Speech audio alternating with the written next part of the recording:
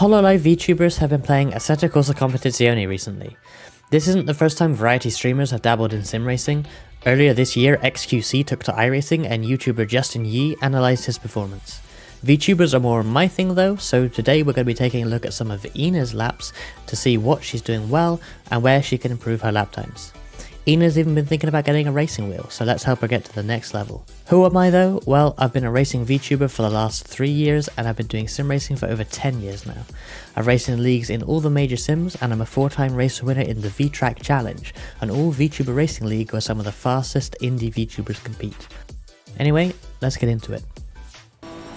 First up we got the GTR 2018 at Monza. The GTR is not a meta car in ACC, it's not very popular, kind of hard to drive, most people would say, so Ina's got a handful here. Let's see how she goes into turn 1 at Monza. Gotta be my personal best. Braking at about the 150, gets it slowed down a bit too early, clipping the curb on the right and the left, tracking out to the curb on the right though. So she slowed down a bit too early and yeah, turning in way too early. As you can see, she's sort of pointing already at the apex here, when you probably want to have a bit of a wider entry to then set yourself up for the left-hander here. Obviously clipping the curb, you don't want to do that honestly in ACC. Most of the cars clipping a curb like that are gonna be unsettled, and see that sends her wide, even though she's gone quite slowly through here, she's ended up quite far on the left of the track. She didn't manage to keep it very tight there, so this only makes this corner a bit difficult. She kind of turns in a bit too early again. You see, look at this angle, sort of heading straight for the sausage curb here. Ina just needs a little bit more trust that the car is going to turn from a wider entry point just to get that ideal racing line. She's turning in early because she sort of wants to make sure she makes the corner. It's a common thing that the newcomers do in sim racing, but with more experience you sort of trust that the car is going to grip with a wider line and a bit more speed. Coming into the next chicane, braking just before 150, yeah, a little bit early again here, actually getting on the throttle again. Nice line through there though, it must be said. Now for the Lesmos. Oh yeah, slowing down quite a lot there. Nice line though, running out to the curb. Ooh, not sure what happened there. Not an ideal line. Yeah, she knows she messed it up a little bit. So coming into Lesmo 1 here, Ina's had a few trips to the gravel already, I'm sure, so she's slowing down a bit more than she needs to because she doesn't trust that she can carry as much speed through, but you can. What you want to do in a corner like this is to dab the brakes as you turn in, because what that does when you hit the brakes, you would have felt this if you've been in a car that's slowing down at speed, you get pulled forward, right? When you hit the brakes, you go forward, the weight of the car and you in the car goes forward. What this actually does is put the front wheels further into the tarmac. Imagine the weight all go into the front, the big engine in the front of this Nissan. It's pushed down onto the front tires, giving them more grip than just if you were going slowly, but say on the accelerator or just coasting. So Ina can learn to use a bit of brake to get the car to turn in with more speed. Obviously it takes a bit of trust and a bit of practice and a bit of experience, but that's the trick here to getting more speed out of this Lesmo 1. The upcoming turn. Coming into a scary chicane now, a bit before the sign for the braking, a bit too early. Cutting the curb quite nicely there. Very cautious through here though, you can probably carry a lot more speed. Overall nice line though, clipping the curbs out to the right, not so bad. Finally the Parabolica.